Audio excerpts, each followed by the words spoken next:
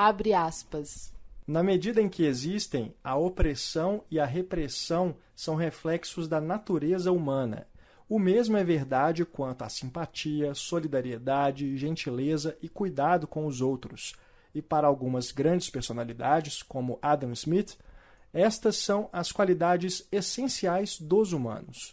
A tarefa das políticas sociais é desenhar os modos como vivemos e a estrutura institucional e cultural de nossas vidas, de forma a favorecer os aspectos benignos e suprimir os aspectos grosseiros e destrutivos de nossa natureza fundamental.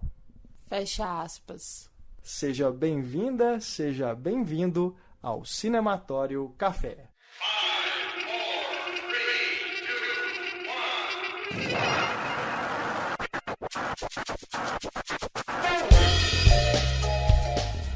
1. Olá pessoal, eu sou o Renato Silveira. Olá gente, eu sou Raquel Gomes. Este é o 9º episódio do Cinematório Café, podcast do site Cinematório. A gente abriu o programa com o trecho de uma entrevista recente dada pelo filósofo, linguista, crítico social, ativista político, entre outras coisas das mais relevantes, Noam Chomsky. Ele falou ao site da Truthout, que é uma organização midiática sem fins lucrativos, das mais relevantes também.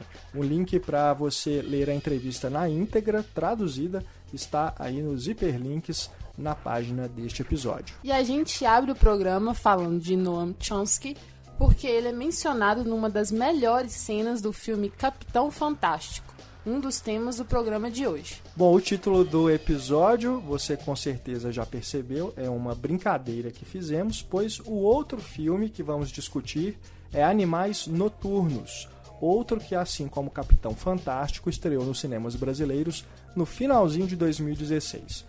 E para falar de ambos conosco, convocamos o jornalista e crítico de cinema do jornal O Tempo, Daniel Oliveira. A edição e a mixagem de áudio do Cinematório Café são do Eduardo Garcia. Então relaxe, pegue a sua xícara ou a sua caneca de café e venha ouvir o podcast. Daniel Oliveira, seja bem-vindo ao Cinematório Café. Prazer é todo meu, primeira participação nesse novo projeto, muito animado. Obrigado pelo convite. Imagina, hoje a gente vai falar sobre 2 filmes que chegaram aos cinemas brasileiros finalzinho de 2016, né? Acredito que no momento da publicação desse programa eles ainda estejam em cartaz em algumas salas. Mas, caso alguém ainda não tenha visto, fique tranquilo, pois a gente vai fazer aqui um experimento, né? A gente vai falar primeiro sem spoilers e depois, num segundo momento do programa, a gente fala sobre os 2 filmes com spoilers, tá bom? Então a gente vai começar falando aqui de Animais Noturnos, segundo longa-metragem dirigido pelo Tom Ford, que é mais conhecido pela moda, né, Raquel? Sim. Fala um pouquinho do Tom Ford. E como é conhecido na moda? Ele é, assim, um ícone, né? Além de ser estilista, ele é empresário, enfim, ele tem a marca própria dele, mas ele também tem... ele também comanda outras marcas grandes, então é um cara bem fodão na área da moda. Por que será que ele se interessou em fazer cinema? Vocês já leram alguma entrevista, alguma coisa, algum depoimento dele? Eu vi algumas entrevistas dele em que ele fala, né, que ele dá a entender que o interesse dele desde criança, na verdade, ele sempre foi muito interessado em cinema. Um dos primeiros, ou talvez o primeiro interesse dele era cinema, assim. Ele, pelo que eu entendi das entrevistas dele, ele fala que o cinema é uma forma de expressão, né, muito mais sincera, muito mais autêntica do que a moda, né? Ele até meio compara, né, um pouco com o discurso do filme, assim, né, com essa coisa do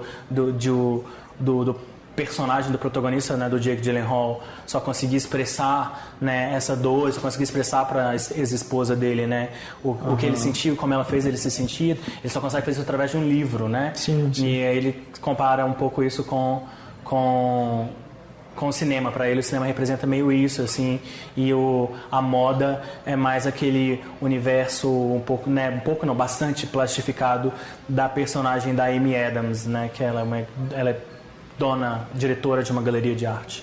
Isso. Eu vi uma entrevista também com ele pra Vogue, em que chegaram a perguntar pra ele o que ele prefere, assim, o que é melhor pra ele. Mas ele fala que gosta de ambas as coisas. E como ele tem talento para ambas as coisas, então acho que super dá certo. Não precisa, uma coisa não precisa excluir a outra, né? Você que é da área da moda, que acompanha mais do trabalho do Tom Ford do que eu vou te perguntar se no trabalho dele na moda tem referências cinematográficas também, se a gente pode observar, se a gente olhar alguma coisa assim das roupas, né, das coisas que ele faz. Principalmente nos desfiles, tem bastante, assim, ele tem umas referências estéticas muito interessantes e também nas propagandas. Ele é um dos estilistas assim que são mais polêmicos em questões de propaganda. Porque ele assina uma das propagandas mais ousadas, que é ter usado uma modelo gordinha nua. Acho que, se não me engano, essa propaganda ela foi até banida lá no Reino Unido.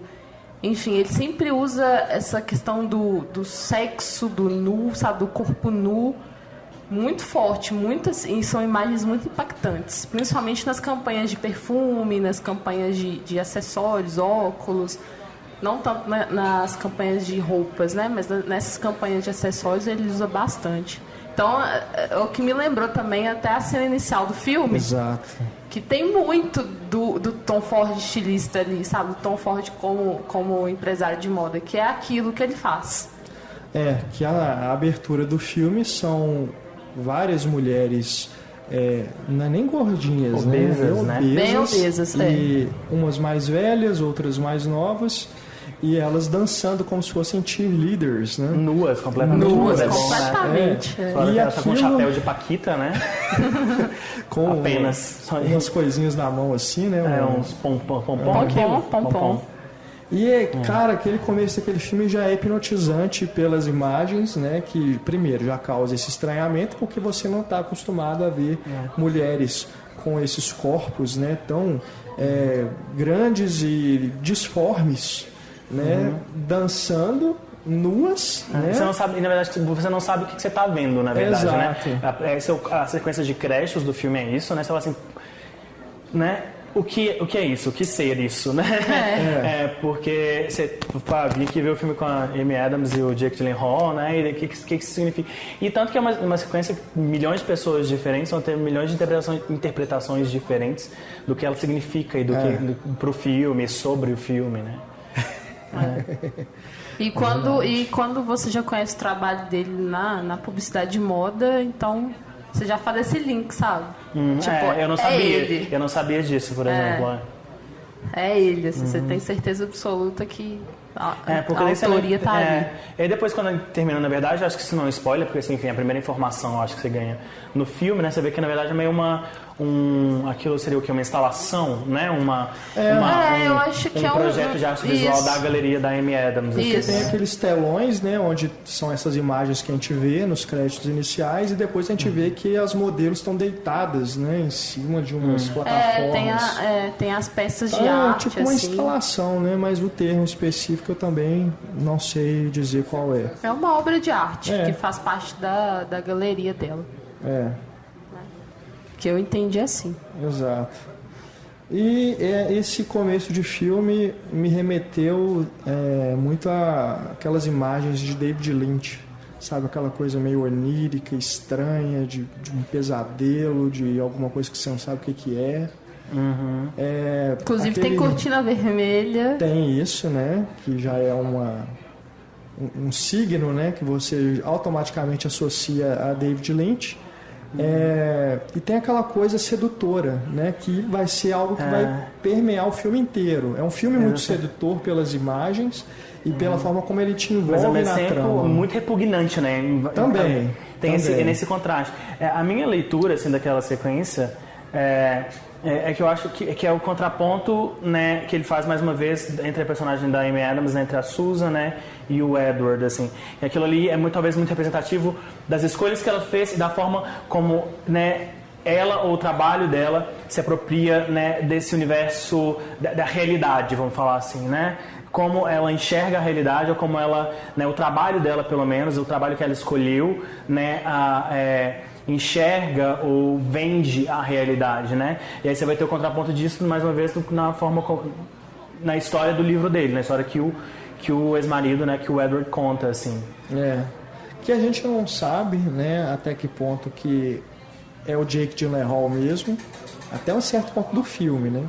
Porque ele aparece como personagem dessa história, né, que está dentro do... Com um nome diferente, porque o Tom Ford faz essa escolha, né, bem interessante. Que, né, o livro... O que a gente vê do livro, na verdade, é a leitura, né? É isso que eu acho super interessante no filme. Você vê como o filme tem várias camadas e é muito complexo, é super interessante de discutir. Porque, na verdade, a Susan está lendo o livro, então o que nós estamos vendo é a interpretação dela do livro, é como ela imagina o livro, né? Então acaba não sendo exatamente o livro que o Edward escreveu, talvez. Exato. Então ela enxerga no Tony, que é o protagonista do livro, ou o Edward, ela enxerga, né, claramente o ex-marido dela, né? Sim. Mas na esposa do Tony no filme, no livro, né, que é, nem vou lembrar o nome da esposa Isla do... Fisher. Não, é o nome da personagem, que ela tem um outro, a personagem tem outro nome. Também não lembro. Mas ela não se enxerga, ela não se coloca naquele lugar, ela coloca, né, é engraçado, o Tom Ford tem a sacada genial de colocar a Isla Fisher, que é a imagem cuspida, né, da Amy Adams, mas não é exatamente a Amy Adams, ela vê, ela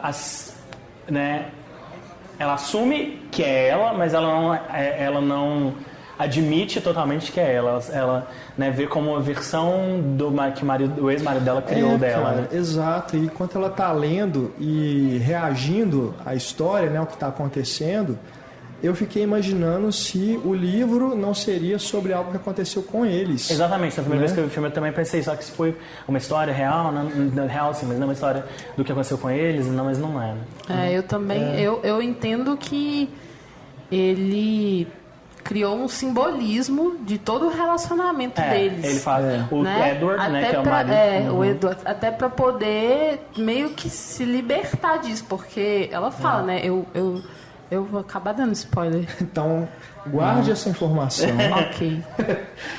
Que na segunda parte do programa a gente fala sobre isso. Mas então acho que a gente pode falar assim, que na verdade isso é meio premissa, eles tiveram um final de relacionamento bastante traumático, Sim. né? A forma como né, o que isso realmente significa realmente é um spoiler, né? Mas foi um final bem traumático e ela assume que tipo assim, ela não foi muito legal com ele. Ela fala isso bem no começo do filme. Né? Então eu acho que é isso. O livro dele acaba sendo uma simbologia, assim. É uma interpretação bastante subjetiva dele, né? E a gente...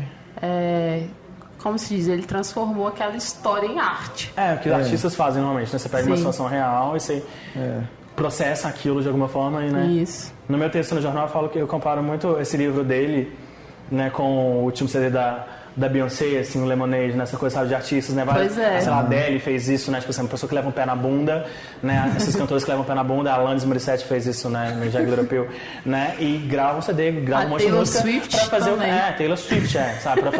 Pra fazer o cara, pra fazer, enfim, essa pessoa que te machucou, te magoou, te abandonou. West também. Entender a dor que ele te causou, né? Causar essa experiência de alteridade na outra pessoa. O livro do Edward é meio isso, é meio um Lemonade dele, assim. Né? É verdade, concordo plenamente. Bom, a gente ainda vai ter no filme o Armie Hammer fazendo o marido atual da Amy Adams. Quase, né? Duas cenas, né? E ele é um ator que eu reconheço pela voz, muito mais do que pelo... A voz dele. Na hora que ele aparece... Tem uma voz assim, não, uma voz meio pra dentro, assim, e forte, né? É uma voz bem forte. Muito alta, né? Ele é muito alto, cara. Assim, uma coisa... marcante mesmo. Tem a Laura Linney também, numa cena só, mas pequeno. uma cena bem marcante, eu acho. O Michael Sheen também parece outro faz uma cena só. Você vê esse cara, né? Jenna Malone você também vê outro, os qual que é a palavra? As vantagens, né? De ser um estilista respeitado e de ser um estilista que todo mundo, sei lá, gosta, todo mundo quer, né? Que é amigo, né? Ele chama essa galera, né, que diretor, né, que conseguiria um elenco desse para um filme desse, que com certeza não teve um orçamento muito grande, né? Só o Malick. O Terrence Malick consegue e aí ele corta metade das pessoas não terminam no filme, entendeu? Mas elas curtiram o processo. Sem ser pop, né? Porque o Tom Ford é pop. E o Malick é o quê? Recluso, né? Mas isso é interessante. Não, mas o Tom Ford, as pessoas gostam dele, que tem gente que faz homenagem a ele. Jay-Z já fez música pra ele. É mesmo? Jay-Z. Tipo, que é outro fodão, só que da música pop. Só que da área da música, né? O Justin Timberlake também. Outro. Já trabalhou com ele, assim, então... É isso que eu fico pensando, cara, porque quando eu vi esse filme numa sala da Rede Cinemark aqui, e você vê os outros filmes que estão em cartaz nas outras salas, assim, gente, é algo único, né? Porque é um filme totalmente diferente do padrão que a gente vê nesses multiplexes. Tem filmes que tem essa estrutura mais... demanda um pouco mais de concentração, né, do espectador, que não é essa coisa totalmente alienante desses filmes de apelo mais comercial, que ou você só encontra no circuito alternativo, né, nas outras salas, fora do mainstream, ou acaba saindo direto em home video. Né? Porque vai parar no Netflix da vida e tudo. Agora, um filme desse é porque tem um nome como Tom Ford por trás. Que aí atrai um estúdio como a Universal para distribuir, né? Com certeza tem uma grana ali violenta rolando para poder bancar a distribuição. Eu acho que nem necessariamente o nome dele, assim, mas na verdade o fato de ele ter dirigido e as pessoas que ele conseguiu, né, para fazer um filme desse. Porque é aquela coisa, mas se você olhar, se você for tentar rotular, que não é uma coisa, nunca é uma coisa muito boa, mas enfim, se for tentar tratar a partir de rótulos, o Animais Noturnos também é mais próximo, acho, de um filme de arte, né? Né? Não é uma expressão muito boa, mas enfim, né? Do que do cinema comercial. Mas a partir do momento que você tem Amy Adams, né? Que acabou de sair de um outro grande sucesso, né? A gente pode chamar um sucesso que Foi a Chegada. O Jake Gyllenhaal também, um ator, um astro, né, bastante conhecido, né, e isso já ajuda a vender o filme, né? Ajuda a colocar um filme numa sala, né, como o Cinemark. Mas, e engraçado, outra coisa que eu queria acrescentar, que você citou agora há pouco, nessa coisa de lembrar, da abertura, lembrar o David Lynch, que para mim a associação que eu faço mais forte do filme, mais forte da realização e da proposta do Tom Ford para mim, eu falo que é um filme muito almodovariano, assim. E que fique claro, assim, eu não acho que seja um filme tão bom quanto as obras do Almodóvar, eu não acho que talvez ele faça um trabalho, né, ele seja um diretor tão bom, ou um roteirista tão bom quanto o Almodóvar, mas eu acho que eu vejo no filme muito essa proposta almodovariana de uma história com várias camadas e várias camadas que se interconectam e se dialogam, assim, e o significado, né, os sentidos do filme, na verdade, surgem, né, a partir desse diálogo e como que essas, né, esses diferentes eixos narrativos, essas diferentes camadas narrativas se conectam e se afetam. Eu acho isso muito do cinema do Almodóvar, né? E essa coisa também do melodrama, né? Das coincidências e tem uma coisa do neo-noir também ali, né? Essa coisa de referência muito ao cinema clássico, né? E uma certa plasticidade. Sim, eu concordo, né? Que eu acho que ele talvez não faça tão bem quanto os melhores filmes do Almodóvar, mas que ele faz de uma forma muito competente. Sim. Que o que eu vejo é um filme divisivo, acho que é um filme que tem gente que gosta e tem gente que não gosta de jeito nenhum, e eu vejo que as pessoas que não gostam, e principalmente críticos que não gostam, eu lembro de um crítico que escreveu comentou no Facebook, falou que não, mas é um filme muito barango. Sabe? O que eu entendo o argumento dessa pessoa, eu entendo o que ele está falando ali. Mas aqui eu falo, isso e não é um julgamento da opinião dele, mas é aquela coisa que crítica, isso é uma questão de gosto. E claro, o gosto sempre vai fazer parte da crítica, entendeu? Crítica não pode ser só o gosto, uma questão de gosto pessoal, porque seria uma crítica pobre. Mas claro, o seu gosto pessoal sempre vai afetar e sempre vai direcionar a sua leitura de um filme. E realmente, que ele falou assim, porque o filme, para as pessoas entenderem, né, tem essa camada narrativa, vamos falar assim, a primeira camada narrativa, que é a Amy Adams, né, que é a realidade, vamos falar assim, entre aspas, da Amy Adams lendo o livro, né, e aí tem uma outra segunda camada, seria o livro que ela está lendo, né, e além disso, depois ela tem o flashback das memórias que o livro desperta nela, do relacionamento dela com o ex-marido, com o autor do livro, né. Então, o filme, na verdade, surge de como que essas três camadas vão, né, se ressignificar, assim. E aí, principalmente do livro para a realidade, o Tom Ford faz várias fusões, várias transições, assim, no filme, que são vários cimas visuais, né, vários raccords, principalmente do Tony, do protagonista do livro, né, para Susan, né, que para mim é muito essa ideia, né, do Edward, do ex-marido dela, fazendo ela se colocar no lugar dele pela primeira vez, assim, no relacionamento, uma coisa que ela não conseguiu fazer quando eles estavam juntos. Isso é o quê? Quando cai uma coisa, por exemplo, dentro da história que ela tá lendo, cai uma coisa na casa dela. Quando ele tá tomando banho, ela toma... Né, funde pra ela tomando banho, quando ele tá na banheira, ela funde pra ela... Que esse crítico falou assim, eu acho isso muito barango, mas eu falo assim... Eu gosto demais disso. Isso pra mim é coerente narrativamente com o que ele quer significar com aquilo. Eu também acho. Mas aí tem aquela coisa também do universo da Susan, né, que esse universo Los Angeles, né, que o Tom Ford pinta em tintas bem pesadas, ele pega bem pesado aquela coisa da artificialidade de Los Angeles, né? Tem uma frase logo no começo dessa ponta do Michael Sheen, em que ele fala, pra mim, a frase que define todo o filme, todo o arco da Susan na história, que ele fala assim, nosso mundo é muito mais fácil, a realidade, sabe? O nosso mundo é ótimo, a realidade é muito mais difícil. Entendeu? Essa ideia de que realmente eles não vivem realidade, eles estão vivendo, né, aquele universo plastificado dele ali, que é uma escolha que ela faz em um certo ponto da história, de não encarar as dificuldades da vida e abraçar uma existência mais confortável, assim.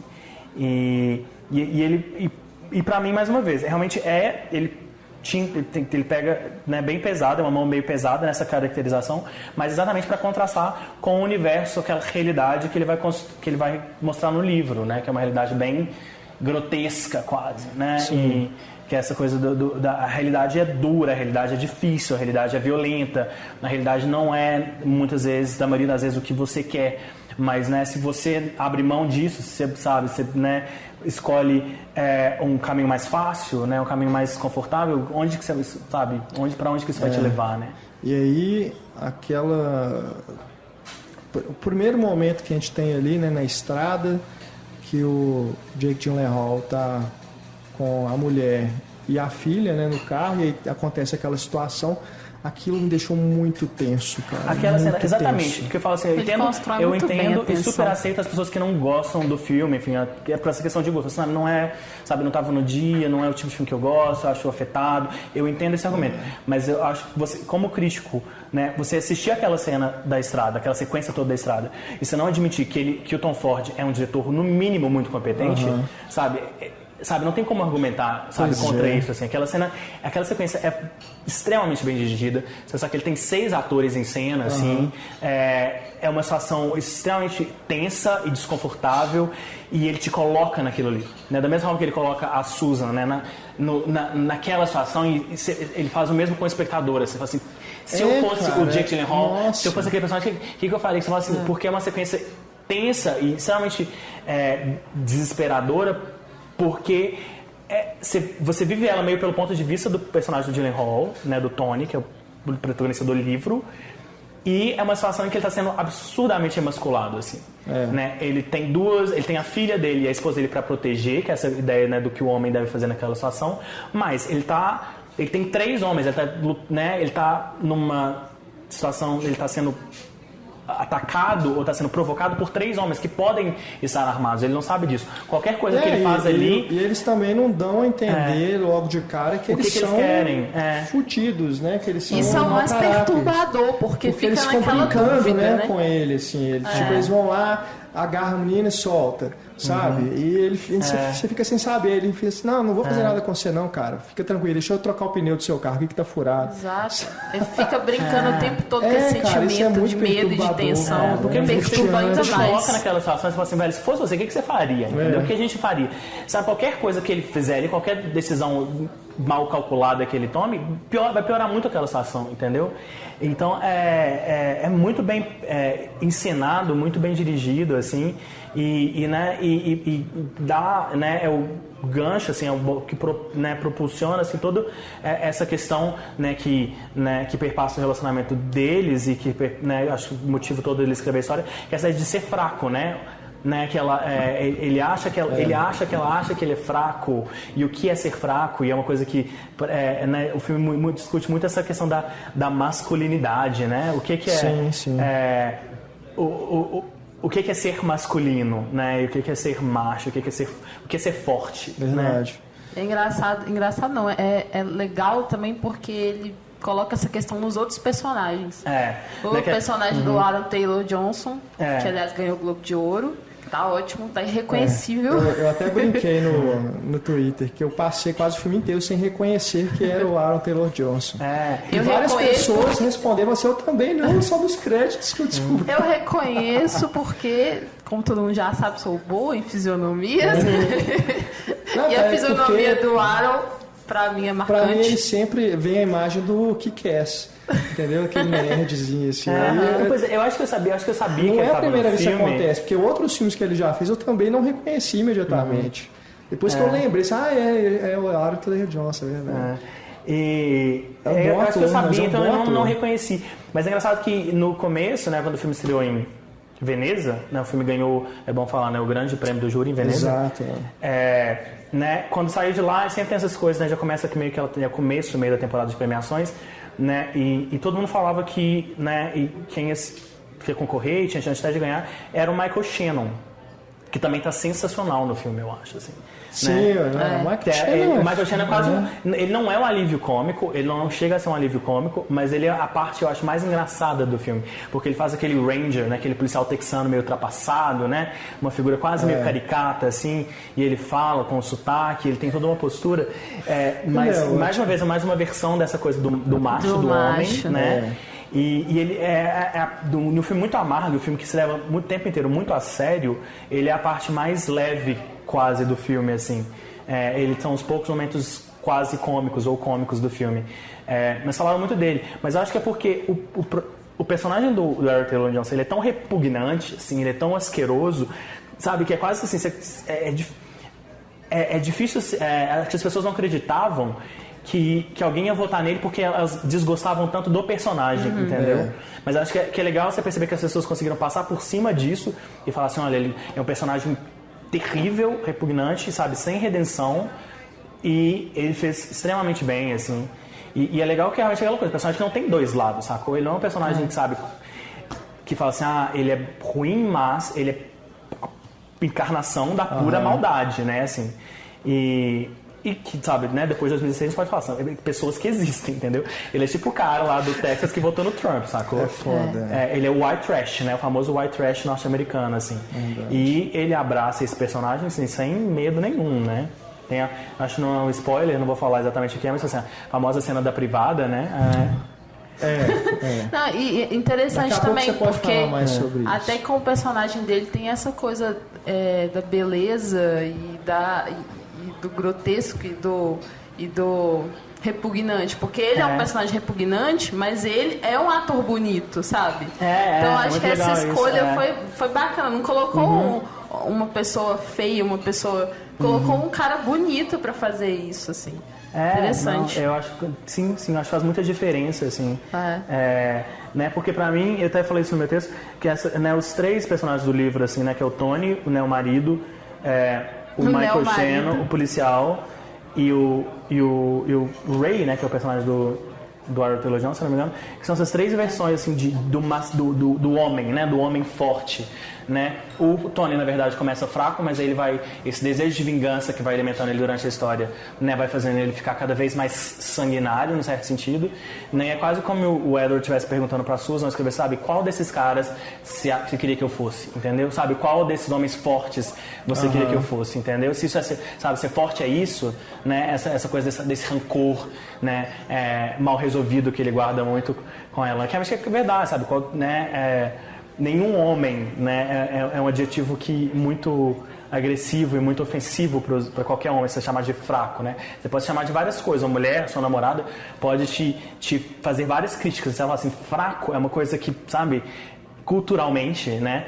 Homens, a gente é criado, sabe, achar isso uma ofensa muito, né? E esse é meio quase o motor propulsor do filme, assim, essa percepção dele como fraco, assim. Eu acho isso muito interessante. 2016 foi um ano meio disso, né? Estava comentando um ano de filmes de protagonistas mulheres fortes, né? Clara e a Michelle LeBlanc da Isabelle Huppert, né? E a Amy Adams no Chegada. Enfim, foi um ano de protagonistas femininas, e da crise da masculinidade no cinema, acompanhando isso, né? Que é o personagem do Leonardo Baralha no Silêncio do Céu, né? Esse do Jake Gyllenhaal, né, no Animais Noturnos, e agora o Apartamento também tem um homem meio em crise, né, que o ataque da mulher dele faz ele, né, sentir a sua honra meio atacada. Tem um outro do Jake, que é o Demolição, que também que também é um homem meio, né, em crise, exatamente, da própria identidade, né, que é interessante você perceber que foi um ano, nesse momento né, que realmente é uma questão que existe, né? É reflexo do que a gente está vivendo. Que muita gente fala que explica, né, essa derrota da Hillary, esse problema da Dilma no Brasil, né, que essa coisa que os homens associam muito, fazem uma associação equivocada, na verdade, dessa ascensão da força da mulher, né, essa ascensão de figuras femininas fortes, com uma certa emasculação, assim, como se isso implicasse que o homem, no enfraquecimento do homem, que não é verdade, não é equivalente. Né? Mas você percebe como isso no cinema, né, fica bem claro, assim, existe uma certa, né, um paralelismo das duas coisas, assim. Bom, vamos falar agora do Capitão Fantástico, que é um filme escrito e dirigido pelo Matt Ross, que não é um diretor estreante, aliás, ele é ator também. E eu estava observando aqui a filmografia dele. Ele, apesar de não ser o primeiro filme que ele fez, é o primeiro filme dele que eu vi. Os outros também. Eu não tinha... Fiquei curioso para ver o primeiro filme. Nem sabia. Ele fez aqui, por exemplo, 2012, o anterior dele, se chama 28 Hotel Rooms. Ele também dirigiu e escreveu. Tem cara de filme independente americano pequenininho que nem chegou aqui, né? E antes disso tinha feito 2 curtas.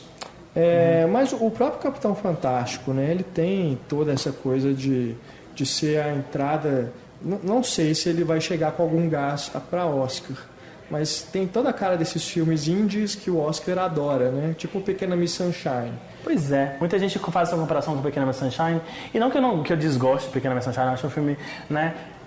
É aquela coisa que é um filme que, quando vai pro Oscar, cria quase uma antipatia ao filme, mas eu não acho um filme ruim, eu acho um filme bonitinho e tal, e super bem feito.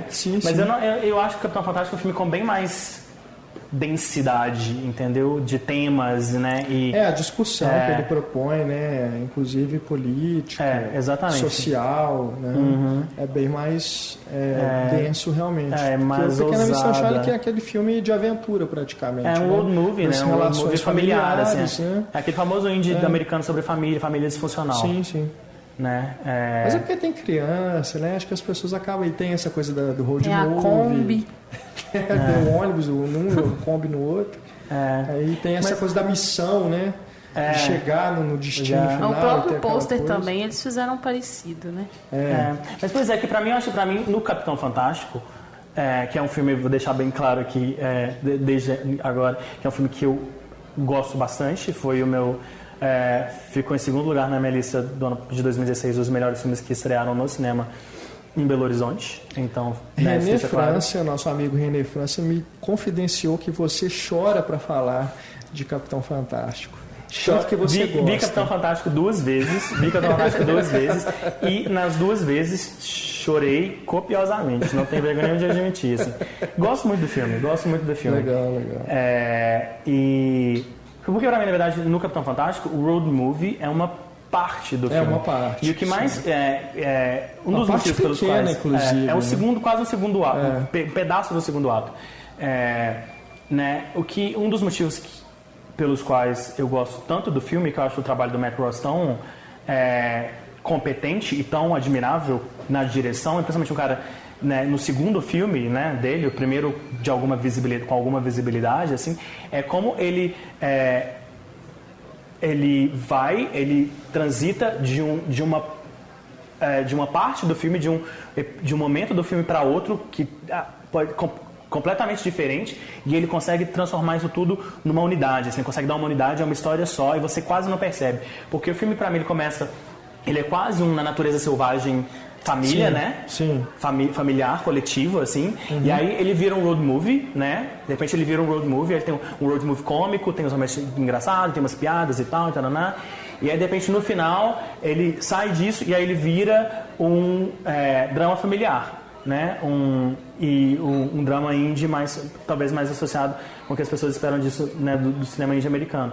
Que eu sei que é a parte que o Renato, que é o momento que o filme meio perde o Renato, né? Isso, quando ele faz essa segunda curva, vamos falar assim. Na hora dos spoilers eu falo mais sobre isso. E eu acho que isso é extremamente difícil, assim, você ter um filme, né, que passa por tantos momentos, assim, momentos tão distintos, e você conseguir dar uma unidade a isso, sabe? E eu acho que ele faz isso extremamente bem, muito com a ajuda da trilha. A trilha do filme é ótima, a trilha do Alex Summers, até guardei o nome dele para falar. Eu acho que ele amarra o filme dele de uma forma bastante madura, né, para um cara que tá começando, entendeu? Um cara que é um ator, na verdade, a carreira dele é como ator, né? Eu estava vendo, ele atua muito em série dos Estados Unidos. Ele está em Silicon Valley, ele fez American Horror Story, né, que são séries que as pessoas devem conhecer, e fez esse filme, né, estreou em Sundance. Ele ganhou a Câmera de Ouro em Cannes, né, na mostra No Certain Regard, né, a Câmera de Ouro de melhor diretor. E, né, enfim, que é uma coisa assim, você passar em Sundance, ser reconhecido em Sundance, né, é uma coisa, porque a terra, né, o berço, né, do cinema independente americano. Estranho, mas ser reconhecido em Sundance, né, já é outra coisa, assim. Vendo o filme, eu achei estranho o prêmio. Mas eu acho que é exatamente isso, assim, acho que ele, na minha opinião, ele ganhou por isso, porque é um filme que encontrar essa unidade não é muito difícil, porque são três momentos o filme tem esses três momentos bastante distintos, assim, e o espectador não percebe, sabe? É uma história só, assim, você sabe? A história flui, né, do começo ao final, principalmente o elenco do filme, metade do elenco do filme são crianças e adolescentes, e são crianças e adolescentes que são crianças e adolescentes, não são meninos de 30 anos fazendo cara de 12 ou 15. E todos muito bons, muito verossímeis, assim, tem cara de criança e tem cara, né, daquela família, assim, todos muito competentes. O Viggo Mortensen está muito bem também. Acho que é o papel que ele nasceu para fazer, né? Ele é um cara meio assim, né? O Viggo é um cara, né? Quem conhece, né, já leu a entrevista dele, sabe que ele é um cara super de esquerda, um cara super, né, libertário, e um cara que tem todo um discurso contra o sistema. Ele não mora em Hollywood, né? Acho que ele estava morando um tempo, inclusive, na Argentina. Ele é um cara que mora na fazenda, e ele tem uma coisa com a natureza, ele cria cavalos, assim, né? Um daqueles caras lá, ele falou nos Estados Unidos, ele ia votar na Jill Stein, né? Que é do Partido Verde. Nossa, lá, perfeito, então. Terceira via. Ele é esse cara, assim, né? Ele nasceu pra viver esse papel, fazer esse papel. Eu li assim, que ele pediu a lista dos livros pro diretor pra ele ler mesmo, pra ele ler todos os livros. Ele queria ler tudo. É aquela preparação imersiva, né? E o que eu gosto também das coisas, enfim, vou ficar enumerando aqui as coisas que eu gosto no filme, as pessoas vão ficar antipáticas até. Mas enfim, das coisas que eu gosto no filme é como o personagem dele, assim, é irresistível, assim, um cara fantástico. Você vê que é um cara super, que realmente acredita naquilo que ele prega, assim, naquilo que ele, né, ele quase literalmente dá o sangue por aquela forma, né, e aquela proposta que ele se propôs de criar os filhos dele. Mas o filme não faz dele um deus, assim. O filme não ignora, sabe, as incoerências disso, sabe? Que ele não ignora que ele é um cara, não é isso que ele faz, de pegar os filhos e levar pra criar no meio do mato, literalmente, assim. É radical, entendeu? É uma coisa radical. E ele é um cara meio dogmático, entendeu? Algumas atitudes também dele que ele mesmo percebe, ele pede desculpas. Então, assim, é um cara que você fica do lado dele o tempo todo, né? Mesmo que você percebe. Eu não fiquei do lado dele o tempo todo, porque eu acho que tem muito de... como é que eu vou explicar? da pretensão de que eu sei tudo, isso, Sim, sabe? sim. Então eu senti O filme não ignora isso. O filme não ignora Exato. que ele é meio dogmático. O filme, isso é bom, é muito bom no filme mesmo, porque ele não cria aquele é o herói, não.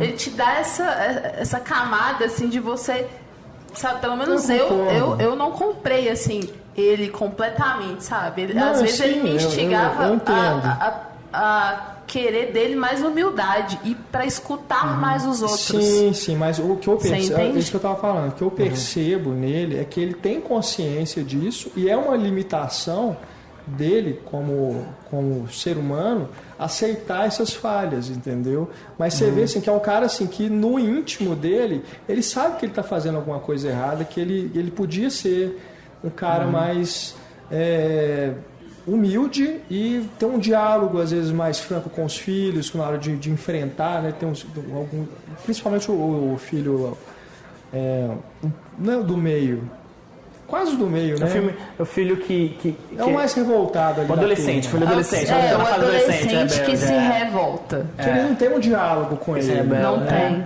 Que menino bom, né? Ele tem umas cenas difíceis, os dois são incríveis. Né? E ele sempre fala assim, não, você vai fazer isso e pronto, não tem discussão. Mas o que eu acho legal disso é que, na verdade, né, que essa situação do filme, essa premissa do filme é extremamente peculiar, né, e pitoresca, mas que isso, na verdade, é extremamente universal, isso que a gente tá falando, sabe? Essa coisa, total, sabe, da paternidade, sacou? O pai é isso, sacou? É um cara que, assim, ele tem que inventar uma forma de te criar pra... Ele tem que inventar uma forma de fazer de você um ser humano, a responsabilidade dele. Ele vai fazer isso meio, né, a imagem e semelhança dele mesmo, mas tentando ser melhor, né, tentando fazer uma versão dele mesmo melhor que ele, né? E só que ele é imperfeito, sacou? É uma coisa que a gente descobre em um certo momento da vida, né? Nossos pais são imperfeitos, assim. Eu acho que pra quem já tem filho, esse filme deve pegar bem forte, assim, porque trata muito dessa coisa de como que a educação é um caminho tão desafiante, assim, né? É o que eu mais gosto no filme. Exatamente. Pra mim, e eu tenho criar, assim, criar os filhos. Que ele simplesmente faz uma escolha um pouco mais radical que a maioria dos pais, assim, né? Na hora de decidir como eu vou educar, como eu vou criar os meus filhos, né? Que é isolar eles completamente ou quase completamente dessa sociedade toda né, capitalista, consumista, sabe, vazia, violenta e hipócrita, entendeu? E pra mim é isso que me ganha no filme, porque eu acho que esse ano passado foi tão difícil, foi um ano, sabe, tudo isso que a gente tá vendo acontecer no mundo até agora, assim, sabe, no Brasil, nos Estados Unidos, na Europa, na França, tem em todo lugar.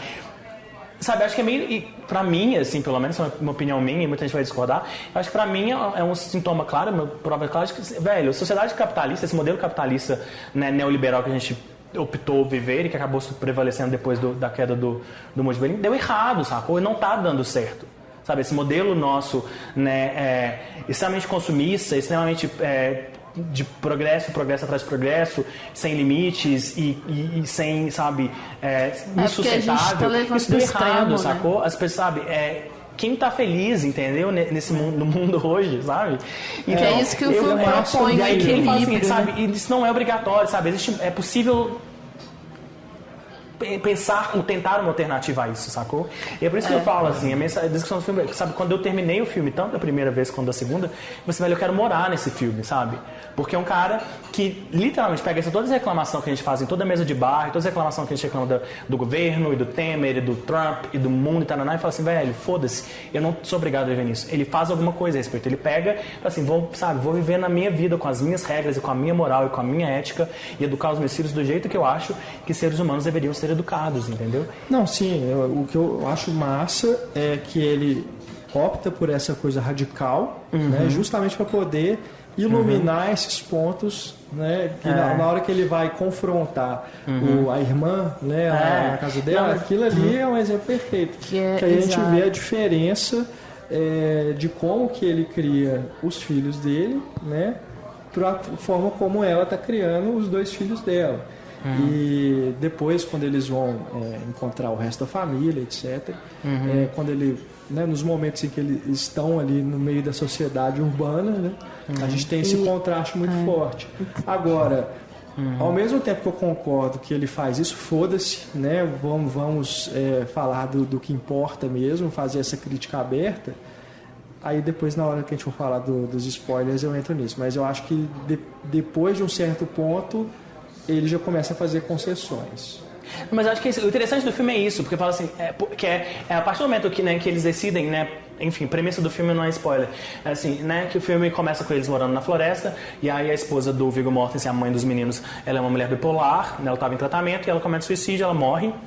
Então o filme, na verdade, é eles decidindo sair desse isolamento na floresta para ir ao velório, ao funeral da mãe deles, assim, né? E na verdade, é nessa saída, nessa ida para o mundo, né, para a sociedade, né? E que todas as incoerências e todos os problemas e todas as falhas e inconsistências desse modo de vida, né, deles começa a aparecer, porque é imperfeito. Não é que a escolha do Viggo Mortensen, a criação que ele faz dos filhos deles na floresta seja perfeito, assim. Né? Você vê como, tipo assim, eles não têm muito traquejo social, sabe? Você vê que eles realmente meio... Conviver com o diferente, conviver com pessoas diferentes, também é parte de criação e de amadurecimento. Assim. A educação não é só livro, né? Então eu acho que a principal falha no modo de vida deles assim, é a questão da bolha. Eles estão dentro de uma bolha. É uma bolha linda, é uma bolha, nossa, vocês são inteligentíssimos, são autossustentáveis, ecológicos, é lindo, mas é uma bolha. Então, assim... Eles têm muito mais a acrescentar fora dessa bolha do que somente dentro dela, sabe? Eles mas não vão é meio mudar. Isso que eles vão... É isso mesmo que eles vão meio descobrindo, assim. Mas Exato. eu entendo, sabe? Eu não sei, acho que eu tô tão... com tanta repúdio do mundo, assim, que eu tô super, sabe, favorável à ideia de morar, sabe? Mas é isso que eu acho que... Isso eu gosto no filme, porque ele te propõe um equilíbrio. Eu acho que ele propõe um equilíbrio. Ele quer dizer o seguinte, pra mim... a gente está cada vez mais se restringindo a essas bolhas, cada um querendo se associar com quem, né, pensa igual, querendo fugir, querendo, eu não aguento mais isso aqui, eu vou fugir, vou para a floresta, eu vou para outro país, eu vou para o interior, enfim, só que é aquilo que você falou, o que vai fazer a gente evoluir é essa convivência com o diferente. A gente precisa encontrar o equilíbrio, porque o radicalismo, sabe, o radicalismo nunca é bom. Eu acho que o que eu mais gosto, além da questão da educação, é essa questão de trazer o equilíbrio. Porque eu acho que é interessante, que é muito importante disso, né? Que a imagem, o personagem talvez seja, entre muitas aspas, o antagonista do Viggo Mortensen no filme, que é o avô, né? Que é o personagem do Frank Langella. O Frank Langella é muito bom, como de costume, assim, e que seria muito fácil enxergar ele como vilão, entre aspas, de novo, do filme, mas não é assim, sabe? No confronto principal, vamos falar assim, né? Entre os dois no filme, né? Os argumentos que o Frank Langella, que o Vavô fala, e a forma como ele escutou, e a forma como realmente, se você escutar aquilo que ele escutou, né, sem as informações que nós espectadores temos, assim, você acha que realmente o que ele está fazendo com os meninos no meio do mato é absurdo, sacou? Realmente ele coloca, né, os filhos dele lá de 5, 6 anos para escalar um paredão, o que eu acho sensacional. Eu falei assim, velho, eu quero que ele seja meu pai, entendeu? Mas eu acho claro que se for, né, falar isso sem contexto e sem mostrar e sem realmente ver o que está acontecendo ali, por que ele está fazendo aquilo e como ele está fazendo aquilo, realmente o personagem do avô, o personagem do Frank Langella, tem as suas razões. Do ponto de vista dele, ele está certo, ele tem, né, ele está muito correto. Assim. Os meninos adoram, né, aquele estilo de vida, tirando o revoltadinho. Né, mas os outros estão super adorando as meninas, né? Mesmo a outra, depois que ela machuca, né? Ela fala assim, mas foi um acidente, né? Isso ali, eu achei que ela cena sensacional. A telha estava solta, né? Que é outro ponto da educação. Eles tiveram a mesma educação, mas vai ter um que vai querer uma coisa diferente. As pessoas são diferentes, né? As pessoas são diferentes. E, assim, isso é outra falha na educação dele, que ele tem essa dificuldade de aceitar que tem um diferente ali, sabe? Ele quer que aquele revoltado, aquele rebelde seja ele é imperfeito. Igual. Mas isso acho que também tem aquela cena sensacional no ônibus, quando eles estão indo, né, na viagem pro funeral, assim. Tem toda aquela discussão sobre estupro, né? O que é estupro, e etc, etc. E é uma criança, né? O filho dele, sei lá, de quantos anos que ela menina tem? 5, 6, 7, 8? Por aí. E eu acho sensacional aquilo, sabe? Ele fala assim, olha, estupro é isso. Sabe? O que significa? Não, então, sim, porque a gente, sabe, mostra como a gente é hipócrita, sabe? Como a gente tem dificuldade de aceitar, sabe, que sexo faz parte da vida, violência faz parte da vida, sabe? Né? E todas as questões são parte, sabe, da vida, e se a gente olhar para elas, tratar elas com naturalidade e com objetividade, de forma direta, a gente desmistifica e tira muito, sabe, muito mais o poder delas, entendeu? Isso acontece também na cena do jantar, na casa da irmã, né, que é a cena que eu mais me senti representado, porque é aquele momento que você se identifica com ele quando você percebe que a família está rejeitando aquele modo de pensar dele, né, e a forma como ele quer criar a família. Porque, principalmente agora, depois de 2016, que você, a partir do momento que você tomou alguns posicionamentos, a sua família tomou outros, você viu esse distanciamento acontecer muito claramente na sua vida. Né? Então, para quem passou por esse tipo de situação, essa cena é algo assim, que você olha para aquele cena do jantar aconteceu na minha casa, muito cara, fantástica, né? assim. Mais uma vez, né, um elenco bom, essa coisa de ator, né, que sabe dirigir ator e que sabe conseguir ator. A Catherine Hahn, né, que todo mundo deve lembrar de algum filme, porque, mais uma vez, muito boa no filme. E, mais uma vez, o filme reconhecendo e trazendo, sabe, trazendo pro filme, né, esse ponto de vista de quem está de fora, sacou? Porque o espectador até aquele momento, né, viu todo o mundo, viu toda a história do ponto de vista deles. O espectador sabe como que tem uma ideia de como que é a vida deles na floresta, do que eles fazem e como que é o dia a dia deles, uma ideia geral de como é o dia a dia deles. Mas a irmã do Viggo Mortensen, que é a Catherine, ela não sabe, sacou? Ela tem uma ideia que meu irmão tá criando 6 filhos no meio do mato, sem comida direito, sem energia, sem escola, entendeu? Então, do ponto de vista dela, é um absurdo, né? A Catherine é muito boa, né, na representação dessa coisa, sabe? De como que isso para um familiar, assim, para uma irmã, para uma pessoa, sabe, que tem uma visão mais não necessariamente conservadora, mas enfim, mais tradicional, né, de como criar filhos. Ela tem 2 filhos. Para ela, especialmente agora que eles vão ficar sem mãe, para ela aquilo é impensável, assim, né? E o filme questiona, e o filme, né, cutuca esse modelo deles o tempo inteiro, assim. E eu acho que ele faz isso muito bem. Eu gosto. Tem essa coisa do outro também querer interferir, né, no modo como você educa, no modo. Porque é a coisa mais delicada do mundo, é a coisa que você, né, acho que quando você vai se tornando adulto, você percebe que uma das únicas coisas, assim, daquelas coisas intocáveis e infaláveis, você nunca questiona, né, um pai falando com o filho. Você nunca, né, questiona a forma né, do seu irmão criando o seu sobrinho, entendeu? Você não questiona, né, o seu tio falando com o seu primo, entendeu? Essa coisa de questionar como um pai educa um filho, a primeira coisa que você não sabe, o filho é meu e eu falo do jeito que eu quiser, entendeu? É um tabu. Assim. É um tabu, total. Pois é. Bom, vamos entrar nos spoilers, porque eu tô me travando muito aqui pra falar desse filme. Eu quero ter uma vontade. Você quer falar de spoilers, você quer falar por que você não comprou o filme totalmente, pode falar. Mas então vamos aqui ligar o nosso alerta de spoilers. Se você ainda não viu Capitão Fantástico ou Animais Noturnos, Spoiler alert! Marque aí o tempo, né, do podcast, dá uma pausa. E aí você assista aos filmes, depois volta aqui pra... A gente ainda vai estar aqui esperando você. Vamos parar então esperar a pessoa ver o filme. Volta mesmo, hein? Volta mesmo. Não se esqueça da gente aqui, né? A gente tá aqui esperando. Vou dar uma esfriada no Capitão Fantástico, vamos voltar ao Animais Noturnos, tá? Pra gente já matar isso. Narrativas. Animais Noturnos, então. O primeiro spoiler que eu gostaria de comentar.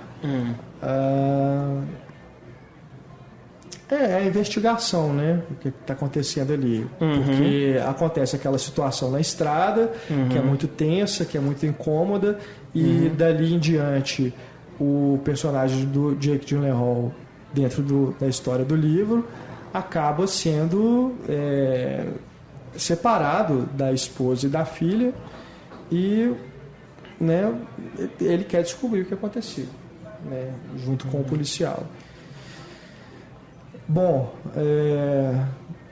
quando ele descobre, aquela cena já é muito incômoda, né? Quando ele vê os corpos, né, da esposa e da filha, né, nus, deitados naquele sofá, que também é uma cena... Mais uma vez, mais uma cena super estilizada, um quadro super estilizado e composto, que os detratores do Tom Ford e repugnante, que é uma coisa que é bonita, né, no sentido estético, é um quadro, da coisa, né? Uma fotografia. Mas ao mesmo tempo é altamente assim, cara, você olha para aquilo e fala, não, você se sente como ele, né? Porque apesar de bonito, você sabe... Você já imagina o que aconteceu. Isso, como que aquilo foi chegar naquela não, imagem. Porque ela não é gráfica, aquela cena, de forma alguma, não mostra, depois na descrição que o policial faz, né, do que aconteceu com elas, né, que a menina estava com o braço quebrado, não sei mais o que elas foram estupradas várias vezes, blá blá blá. Você imagina o estado que elas estavam, né, fisicamente ali. Mas não mostra. Te mostra elas deitadas, nuas ali, abraçadas, né? Então, tem essa coisa da pele branca, o cabelo vermelho. E depois ele faz outra rima visual, né? Que ele vai fazer essa rima visual com a filha, né? Da filha deles, né? Do Tony da Souza no futuro. Ele vai fazer o mesmo quadro, né? Quando a filha, ela liga pra filha. Exatamente, que a primeira reação dela. Tá bem. A primeira reação dela é descobrir que ele matou ela no livro. Ela liga pra filha dela, que é uma reação super, né? Verossímil, né? Acho que pra uma mãe, assim. Pois é, por essas coisas assim que eu gosto muito do filme. Eu acho que toda a história do livro é muito violenta, né? É uma forma muito interessante, né? Como você falou, não é ele, né? Que essa ideia que a gente tem no começo, será que ele está contando isso aconteceu mesmo com eles? Não. É uma viagem totalmente pirada, assim, no bom sentido, uma viagem louca, né? Subjetiva da cabeça dele de como processar e de, né? E explicar, né? E falar de como ele se sentiu depois dessa separação, desse divórcio, né? De uma forma transformando isso numa narrativa mais, né? Universal, que é o que ela fala, né? A própria Susan, acho que fala nos flashbacks, né? Ela fala, sabe, você tem que escrever menos sobre você, né? Você deve escrever sobre outras coisas e tal, né? E ele segue o conselho dela e não segue o conselho dela, que ele faz exatamente isso, ele escreve de uma coisa que não é ele, né? Não é a história dele, mas é provavelmente a coisa mais pessoal que ele já escreveu, né? E é muito legal porque o filme acaba se revelando um filme de vingança. E tem uma hora que ela tá na galeria e tem uma placa escrita Revenge de todo tamanho. Mais uma vez, os detratores, né, do Tom Ford não gostam dessas coisas, né? De estilo demais, é pouco sutil demais, e chamativo demais, estilo demais, né? Esse quadro do Revenge eu acho meio muito, sabe, muito pouco sutil, né? Não precisava. E eu não gosto desse quadro também. Não achei nada interessante nesse quadro, só a palavra Revenge. Eu achei essa foi muito, muito direta. Mas dá dó, né, de certa forma, da personagem da Amy Adams, porque você vê que ela está sendo traída, né, pelo marido atual, pelo Armie Hammer, e ao mesmo tempo está tendo esse envolvimento, né, com a história do ex-marido e talvez ele repensando, né, que ela podia ter dado uma outra chance pro cara, que eles se gostavam realmente e tudo. E no final, poxa vida, ela acaba ficando ali esperando e tomando ali o belíssimo chá de cadeira.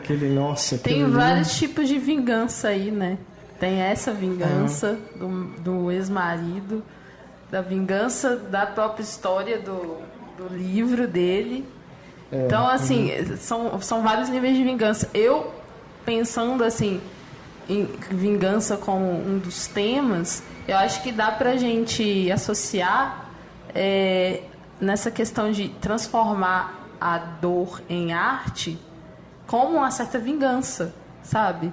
Com o artista, é como se o artista se vingasse no nível pessoal. Isso, um nível pessoal mesmo, tipo assim, uma vingança pessoal contra a raiva que ele sentiu, contra a solidão, contra a pressão social. Então, assim, eu fiquei pensando que... Polêmica não, mas tem toda a discussão, assim, sei lá, quando a Alanis Morissette escreve um álbum tipo Jagged Little Pill, né, a Beyoncé escreve uma coisa tipo Lemonade, se ela está fazendo aquilo por vingança, ou né, se é mais, na verdade, uma expurgação pessoal, como o Renato falou, né, mais uma, né, eu quero me livrar desses demônios, a única forma de eu fazer isso é escrever isso.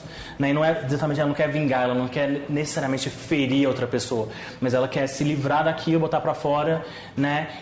Eu acho que mais que isso, sabe? Para além disso, é quase, na verdade, principalmente no caso da Beyoncé, assim, no caso do Edward, é meio assumir o controle da narrativa, sabe? Falar assim, olha, isso aconteceu, sabe? E eu me fudi, eu fui fudido, mas eu vou contar essa história. Sabe, a narrativa vai ser minha e o meu ponto de vista vai ser meu, e sabe, a história vai ficar registrada do jeito, sabe, do meu ponto de vista, sacou? Pois é, mas eu acho que além desse expurgo pessoal, eu acho que tem a ver com vingança exatamente pelo que provoca no outro.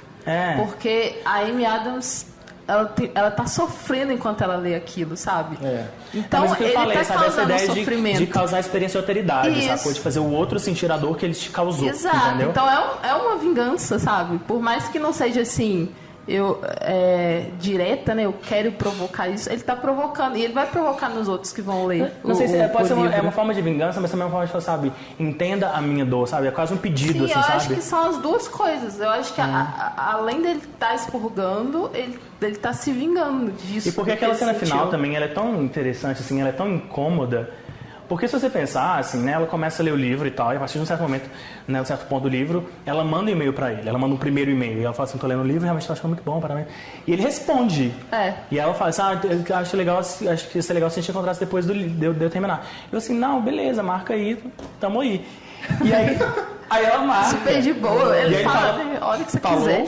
E aí ele não aparece. E aí é uma coisa que a gente nunca vai saber, que é uma coisa muito interessante do filme, você parar pra pensar. A gente nunca vê o Edward no presente. No presente. A gente nunca encontra com ele. Isso é um mega spoiler, então se você não viu o filme, você não devia ter escutado isso aqui. Mas a gente nunca vê ele. A única coisa que a gente vê dele no presente é o livro. E então você não pode saber se ele cogitou aí, né? E na hora, sabe aquela coisa, sabe, você reencontrar um ex-namorado, uma ex-namorada sua que te machucou muito, você fala assim, eu consegui encontrar, já passou muito tempo, já passou muitos anos, eu não dou. Aí na hora que você vai sair de casa, você fala assim, não dou conta ainda, sabe? Não quero isso, não. Né? Não tô preparado. Ou se desde o começo, quando ele responde pela primeira vez, se ele tá, sabe, zoando, tá, sua vaca, você acha que eu vou lá, né? Nunca. Tipo, ele já manda. Porque ele, inclusive, no e-mail ele fez super simpático. Ele falou, é só você dizer a hora e o local, estou lá. Porque até então, até ali a visão que a gente tem toda dele no flashback é um cara super simpático. Quase como se ele tivesse feito um cara livro, romântico até. Na verdade, pra tentar mostrar pra ela o valor que ele tem, né? Não, com certeza. Acho isso com certeza. Isso com certeza.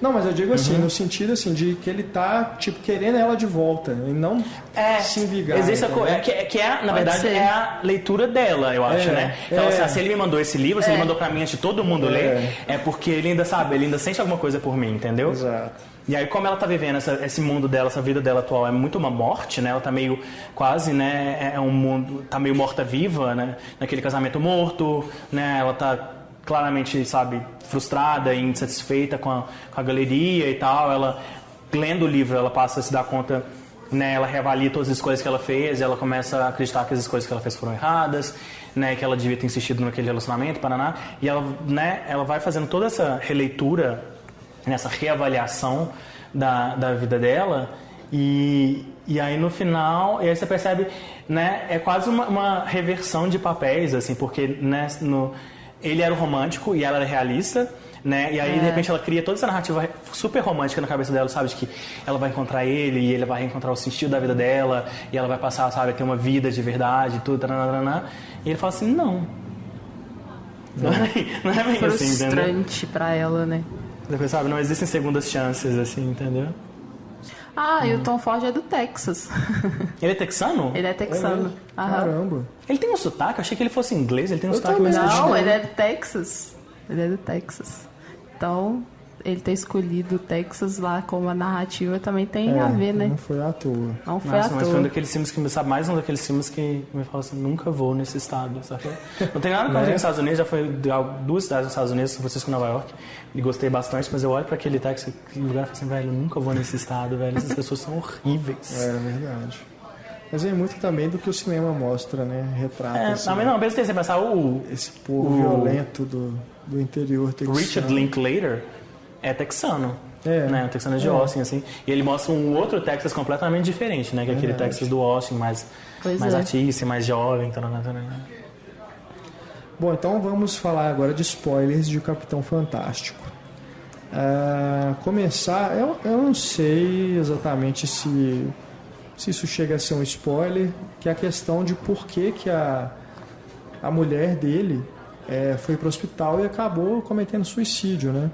Porque a gente sabe que ela, né, na sinopse do filme, alguma coisa assim, as pessoas já podem ficar sabendo que ela morreu. Mas o motivo seria um spoiler? Acho que você bem fala que é revelado meio no começo do filme, né? Que ela é bipolar, né? Ela era bipolar.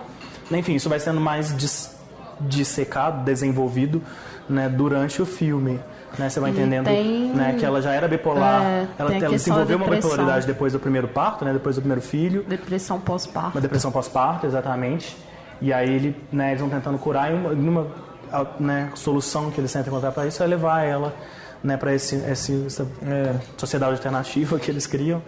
E no começo dá certo, mas enfim, a pessoa que tem esse processo de depressão e bipolaridade realmente não tem cura, né? Não é uma coisa curável. Talvez seja um spoiler pro resto da família, né? O motivo dele ter, que ele fala ali, né, no final, quando está reunido com os filhos, que ele tentou, né, levar ela para aquele ambiente, tudo com uma tentativa de ver se ela melhorava, né, de tentar ajudá-la de alguma forma a lidar com essa doença.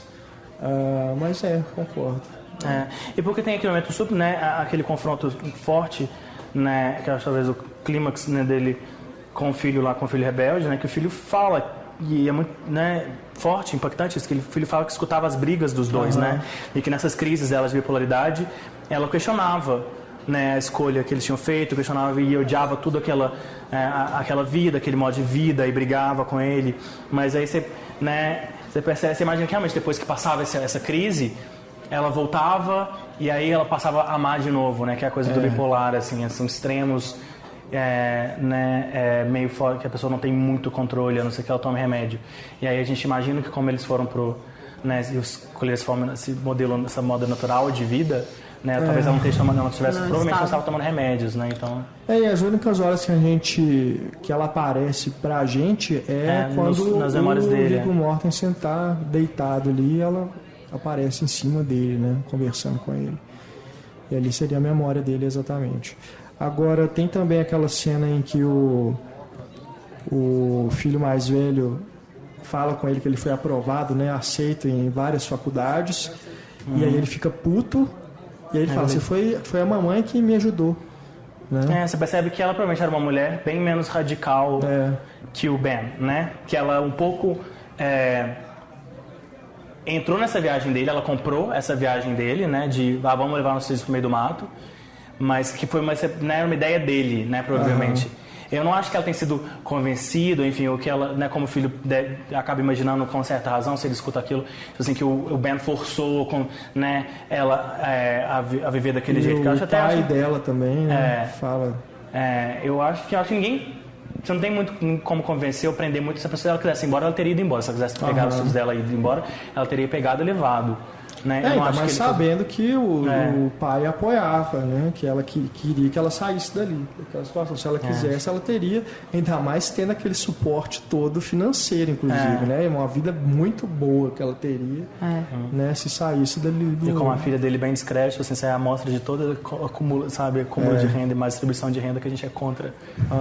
Eu falo, se eu tivesse uma filha, ela seria assim. Aí eu ficava me perguntando isso durante o filme, assim, mas de onde que ele tira, né, pelo menos o dinheiro para comprar comida, né, alguma forma de financiar essa vida ele tem que ter. Mas que mostra no começo do filme, ele vendendo, ele vai lá naquele mercadinho, né, naquela venda né, dele e vende lá as coisas, ele vende algumas das coisas que eles plantam, né? Pois mas de algum modo... De alguns artesanatos, sei lá, parece também que eles fazem. A gente pode imaginar que... Porque é um modo de vida muito barato, né? Porque eles plantam o que eles comem, né? Eles não gastam energia elétrica. Ali onde eles viviam, pra mim, tava nítido que era autossustentável. Pra assim, manutenção, mas... Agora, por exemplo, eles compraram aquela terra. Pois é, pra começar... Tinha que ter um dinheiro ali. Aí não, pelo que ela vende uma família eles venderam rica, tudo que eles tinham, né? Venderam o carro, venderam a casa deles e tal. E aí você faz uma grana, né? A gente não sabe o background dele, né? De onde que ele veio, qual que é a família dele, né? Eu não sei, na minha cabeça, mas, sei por lá, exemplo, imagina como se fosse um professor universitário, alguma coisa assim, entendeu? Porque ele é um cara muito inteligente, o filho dele mais velho apontou o dedo no mapa e vou pra Namíbia, foi isso? Quênia, né? Algum lugar na Gana, algum lugar na África. Uma coisa assim. E aí, pra fazer essa viagem, tem que ter um dinheiro, não tem jeito. Então, assim, certas coisas... O avô dele é rico. Ali já tinham uma relação mais próxima com o avô, né? Mas é aquilo do equilíbrio, eu acho assim, é lindo, mas só... acho que certas coisas, assim, você pode ter a sua ideologia, mas você não precisa ser radical, entendeu? É igual a faculdade, o pai dele foi super contra. O que eles vão te ensinar? Isso pra mim foi uma atitude dele super... eu sou sabe tudo, nenhuma dessas faculdades vão me ensinar nada. Então ele já estava me mostrando ali essa pretensão dele de que, sabe, o filho dele não tinha mais nada que aprender, sozinho ele ia não é uma radicalidade, sabe? mas ao mesmo tempo eu também vejo uma certa... existe uma certa razão, não sei se razão é a palavra, mas há um argumento nisso que ele fala, que existe muita gente que acha isso, né? Que realmente muitas universidades hoje cada vez mais têm virado, né, fábricas de formatação das pessoas, né? Fábrica de formatação e de uniformização de pensamentos. Várias não, né? Tem várias, algumas, sabe, ainda privilegiam, né, a diversidade de pensamento e instigar a pessoa a pensar ao invés de falar o que pensar, né? Mas essas Ivy Leagues, principalmente nos Estados Unidos, Harvard, né, aqueles lugares que ele passou, acabam, né, em alguns dos cursos são muito formatação de advogados, de formatação de CEOs, né, formatação de capitalistas e de, sabe, né, mas aí tá a questão, analistas de bolsa, será que né, ele entrando lá ele não faria diferença, sabe? É isso que eu fico pensando, assim, certeza, na diferença que essas pessoas com essa inteligência e com essa ideologia fariam no nosso mundo, ao invés de se isolarem e fugirem, se elas passassem a fazer aquilo da frase linda, que eu acho linda, mais do que palavras, são as suas ações que te definem, sabe? Então, assim, são palavras lindas, são estudos lindos, mas se puder colocar isso em prática de alguma forma, é a verdadeira contribuição para a mudança, sabe? Então, assim, eles já estavam fazendo essa mudança como família. Expandindo exatamente aquilo, o que eu acho, sabe? A ação deles é criar esse modelo, entendeu? Sabe? Não um modelo, mas enfim, criar essa forma deles e falar assim, olha, mostrar para as pessoas é possível, sabe? Se vocês quiserem, também vocês podem fazer isso. Mas eu entendo o que você fala, mas eu acho legal que no final eles mantêm essa coerência dele e acaba escutando o pai dele, porque no final ele abre mão da universidade e vai viajar o mundo, né? Vai aprender, vai estudar a escola do mundo. O que eu acho sensacional também, sabe? Eu fiz universidade, eu fiz faculdade, e eu não me arrependo de ter feito faculdade. Foi legal, e, enfim, eu aprendi muita coisa, mas eu acho sensacional, você sabe, falar assim, olha, em vez de pegar essa grana que eu vou gastar numa Ivy League, Paraná, sabe, eu vou viajar o mundo, sacou? E vou conhecer, sabe, estudar com as pessoas, entendeu? Eu sabe, também faria isso, principalmente nos Estados Unidos isso é fundamental, principalmente nos Estados Unidos isso é fundamental, porque, né, o sistema de ensino deles todo é muito pobre no sentido, né? Eles só estudam a história dos Estados Unidos, eles só estudam os Estados Unidos, a economia dos Estados Unidos, o mundo é o país, né? Então, para ele sair dali e fazer essa viagem, sabe, ele vai ser uma pessoa, um cara muito mais foda, um cara muito mais completo, porque ele vai descobrir, sabe, ele vai aprender o mundo. Eu concordo, eu acho que viagem realmente, assim, se todo mundo tivesse a possibilidade de viajar ao mundo, seria perfeito. Não, eu ia falar em chorar, será que vocês falaram que eu choro? Pra mim, a cena é tipo assim, tem um momento do filme, que é o momento que o Renato que menos gosta, eu acho, que é o momento, a gente tá falando de spoiler, então a gente pode falar, que é o momento em que eles saem do ônibus, que eles aparecem, assim. Naquele momento ali eu já começo a chorar, tenho umas boas lágrimas caindo. E aí depois tem um momento todo, que é aquela coisa, né, da música que eu gosto, da música do Guns N' Roses, Sweet Child of Mine, que eu acho super bonito. Nossa, a música é linda. E aí ele tem todo aquele momento musical, eles fazem a cremação, né, que era o que a mãe deles queria. E aí termina, bem no finalzinho desse momento, dessa montagem, a despedida deles no aeroporto, né? Quando o Viggo Mortensen se despede do filho e tal. E ele faz aquele monólogo, assim, né? Ele fala toda uma despedida do filho dele, que é quando a primeira primeira coisa que ele fala quando você fizer amor com uma mulher, seja gentil com ela, mesmo que você não a ame. Nesse momento eu começo a soluçar. Eu não começo a chorar, eu começo a soluçar.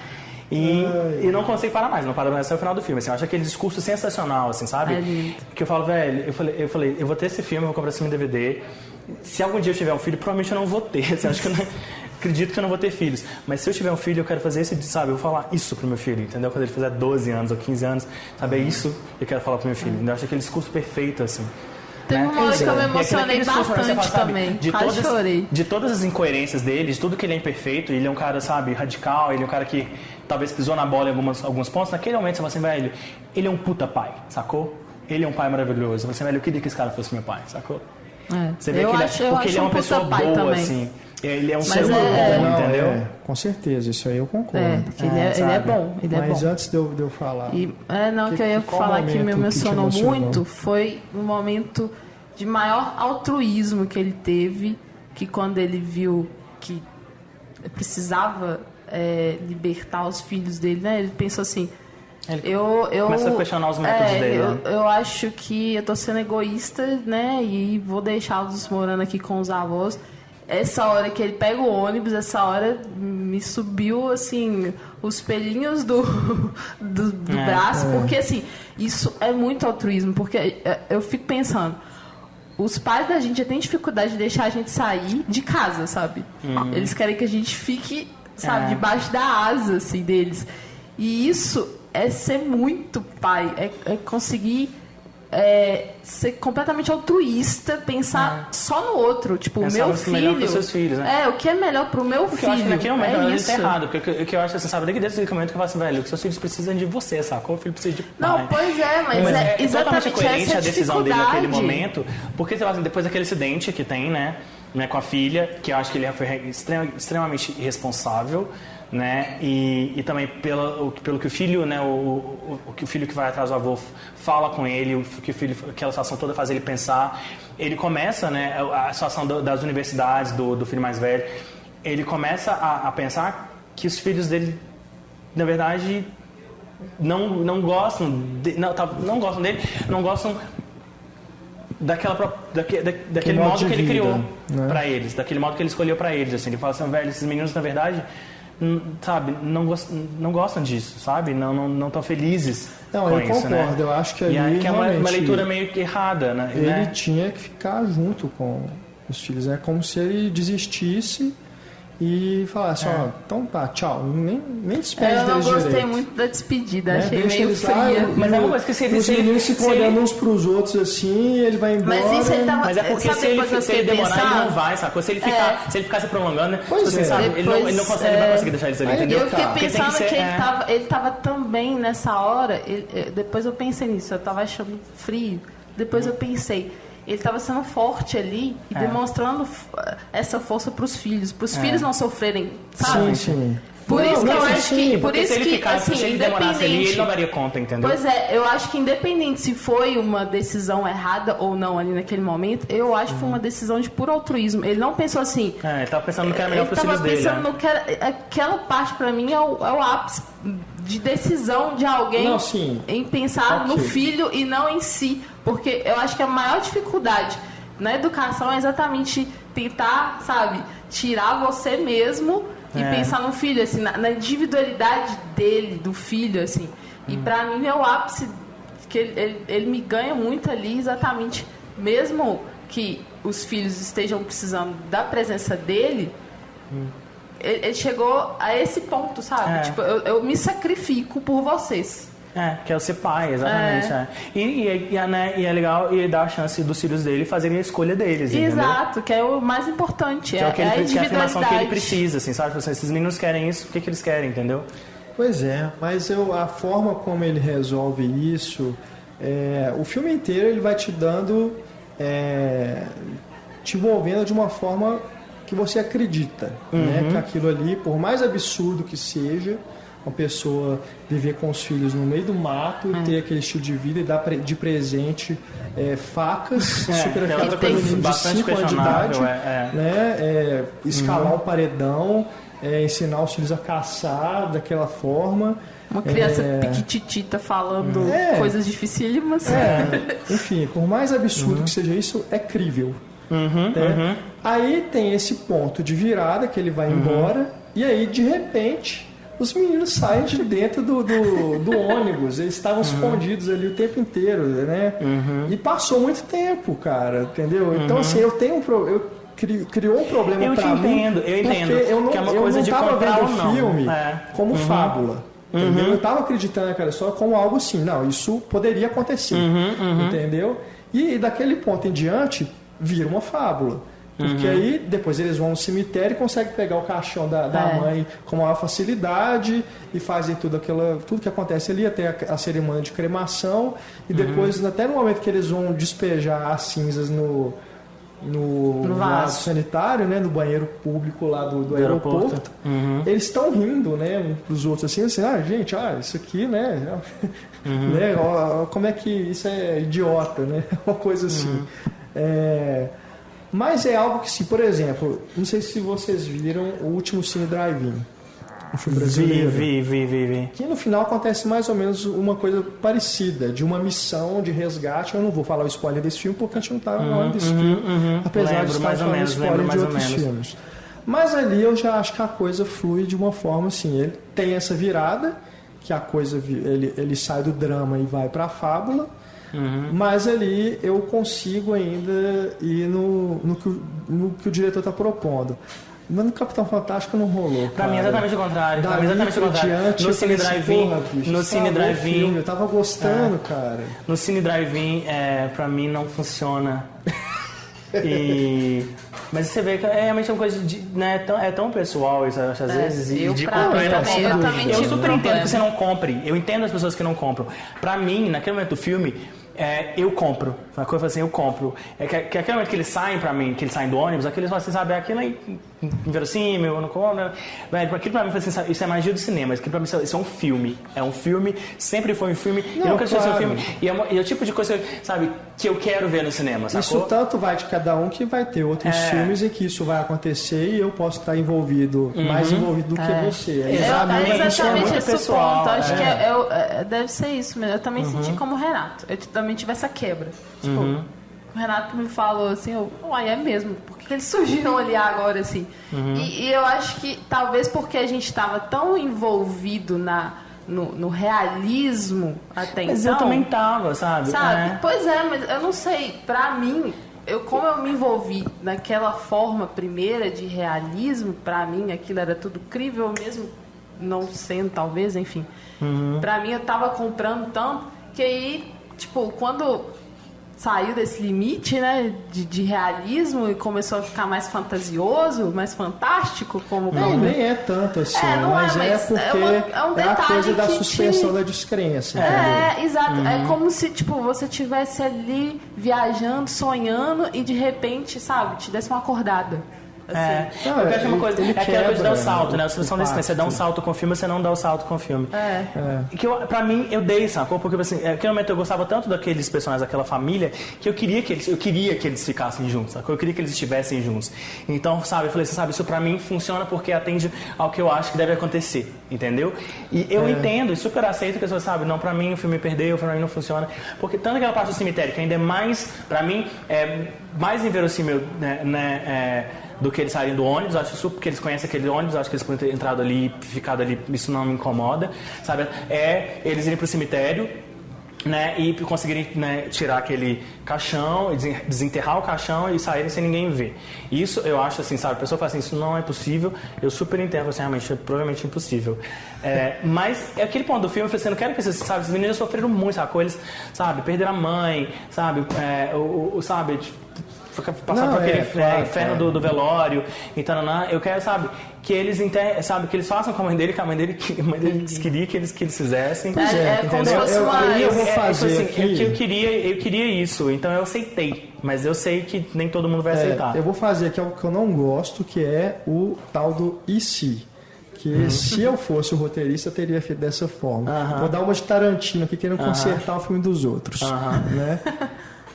Se eles tivessem entrado na igreja, pegado o caixão e ido embora, eu ia acreditar mais, eu ia comprar mais do que se fosse desse jeito que acabou estando no filme, entendeu? Se acabasse ali, tipo, eles entram na igreja, você... Quer saber, não, dá isso aqui, dá o caixão, vai levar embora, vamos fazer a cremação do jeito que ela queria.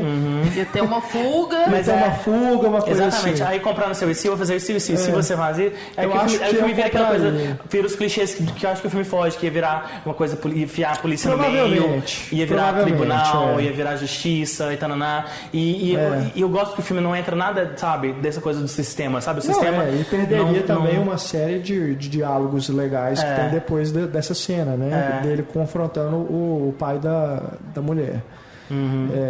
Mas... E a cena da cremação também, com a música, né?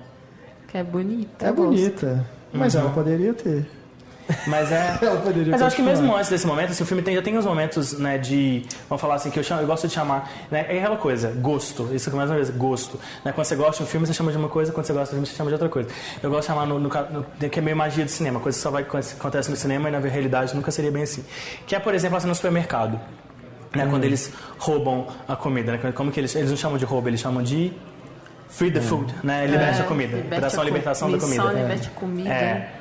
Que, velho, aquilo ali provavelmente na realidade não daria muito certo. Muito provavelmente não daria muito certo. É verdade. Ou a situação, né, com o policial, que eu acho hilário, assim, deles se passarem por, né, por mormons religiosos, né? Que é a melhor piada do filme pra mim, né? Que é quando eles estão no banco e a menina observa que todo americano, né, com razão, é obeso e gordo. Aí que a irmã dela fala, né? Assim, a gente não tira sarro, a gente não ri de ninguém. Aí a irmã responde, a não ser dos cristãos. Melhor piada do filme. Então, o que o filme tem essas coisas bem engraçadinhas, que eu entendo, e eu falo, isso é uma questão de gosto. Tem gente que vai achar, não vai comprar de jeito nenhum, vai achar péssimo, vai achar ruim, vai achar barango, vai achar irreal, inverossímil, que todos os momentos que é muito do cinema indie americano, né, que é essa coisa do cinema, que é puro cinema, não é realista, exatamente, ou 100%, né, totalmente realista, mas é aquela coisa, mais uma vez, a direção do Matt Ross me conduz, ele me engana, sacou? Que pra mim é o trabalho do diretor, assim, ele me trafega, ele me conduz ali por todos aqueles meandros dele e eu me entreguei. Sabe quando você você se entrega ao filme? Eu fiquei bem curiosa pra poder pensar assim, porque que todas essas outras coisas de antes, pra mim, sabe, eu comprei super e só a partir desse momento, assim. É uma coisa a se pensar. Acho que essa coisa do cemitério, eu falo, essa coisa do cemitério eu vou admitir, é uma falha. É uma falha que eu perdoo no filme. E o cara que faz? É uma coisa que eu nunca faço. Eu dei 5. No jornal a gente tem que. Essa coisa de dar nota e de avaliar filme, né, com estrelinha é uma coisa que eu odeio, mas que a gente é parte do nosso trabalho. A gente tem que fazer. E parte do meu trabalho no jornal, tem que fazer isso. E aquela coisa, né? O máximo de 5 estrelas. E eu quase nunca dou 5 estrelas pro filme. E aquela coisa, 5 estrelas é Cidadão Kane, né? Aí se for comparar todo filme com Cidadão Kane, nenhum filme ganha 5 estrelas. Mas às vezes eu falo assim, sabe? Eu acho um filme que eu quero incentivar tantas pessoas. Pra mim, essa coisa de estrela é falar se a pessoa, né? Não é falar, mas enfim, é um incentivo, né? Quanto você quer incentivar as pessoas a ver aquele filme. Sim. E eu dei 5 estrelas pro Capitão Fantástico, sacou? Dei, assim. Fantástico, né? Porque eu falei assim, acho que as pessoas deviam ver esse filme, acho que as pessoas precisam de ver esse filme. Não, em claro, 2016. eu acho que é um Mas eu admito que essa coisa de de cemitério assim, é uma falha que eu perdoo no filme. Não, eu acho assim, tem filmes que eu dou 5 estrelas e tem problemas nele que, pra mim, assim, isso é menor. Essa coisa do filme perfeito, são pouquíssimos filmes. Até Cidadão Kane, sabe? Quando você sentar pra ver Cidadão Kane, você vai, sabe, tem alguma coisinha, sabe? Tem onde você quiser procurar achar, você vai achar, entendeu? Eu acho que nem tem que ser missão de filme nenhum ser perfeito, não. Mas tem coisas assim que, né? Por exemplo, pra mim essa questão tá no pacote, né, dos problemas do filme. Mas pra mim a questão deles saírem de dentro do ônibus depois de tanto tempo escondidos e o pai não perceber, até pelo peso do veículo. Mas enfim, já tô sendo chato. Outra análise. Mas na verdade não fica muito claro pra quanto tempo se passa naquilo ali. Porque o que você sabe ele sai da casa, ele dirige, aí ele para um lugar, ele faz a barba, né? Ele faz a barba e corta o cabelo. Que já é outra coisa que eu não gosto também. Nem depois do filho raspar o cabelo. São elementos do modo de vida que eles escolheram. Mas é um simbolismo da transição do arco deles, né, de que ele da transformação porque ele passou na história, né? Pra mim entra nessas concessões que o filme começa a fazer dentro dessa proposta do equilíbrio. Tipo, a gente tem que algumas coisas, né, a gente não pode ser tão radical, então eu vou ter que me adequar e tal. Pra mim, assim, o final do filme é o ideal, sabe? De vida. Não, assim, sim. que você consiga manter aquela vida mas você observa sem a expressão exageros. da cara dele. Ele não tá tão satisfeito. Não, pra ele assim. não, mas pra ele, assim, ele agora tá sendo pai ali, entendeu? Então ele tá tá sendo o pai que não está sendo radical, que não tá pensando só nele, né? E ele viu que não mudou, assim, porque eles todos estão com a mesma, apesar do ambiente ser diferente, ser uma casa, eles estarem sentados numa mesa, eles todos estavam com o livro da mesma forma que lá na floresta eles se reuniam lá e liam todos juntos, sabe? Então, mas tem uma mudança, eles vão pra escola, né? Ele fala assim, sim, eles vão pra escola, mas eu falo assim, a rotina deles não vai ter essa transformação tão drástica, sabe? Porque já tá muito internalizado como que eles são. A essência deles já tá ali. Então, eles só absorveram coisas novas, sabe? Saíram da bolha. Mas a essência deles vai continuar ali. Pro pai, eu acho que não é o ideal, porque ele queria estar afastado mesmo. Mas eu só vejo... Pra mim, eu só vejo como essa parte do equilíbrio, a conceição que você está falando, eu vejo como positiva. Bom, é isso, né? Acho que já rendeu bastante o papo aqui. Eu gostei da experiência de falar de spoilers depois. Depois eu queria que os nossos ouvintes dissessem, né? Se eles gostaram desse formato, que a gente pode passar a adotar. Pelo menos quando forem poucos filmes, né? Que a gente falar, igual foram só 2 dessa vez. Acho que pode ser mais interessante que a gente não exclui, né? Quem não viu o filme ainda pode escutar a primeira parte.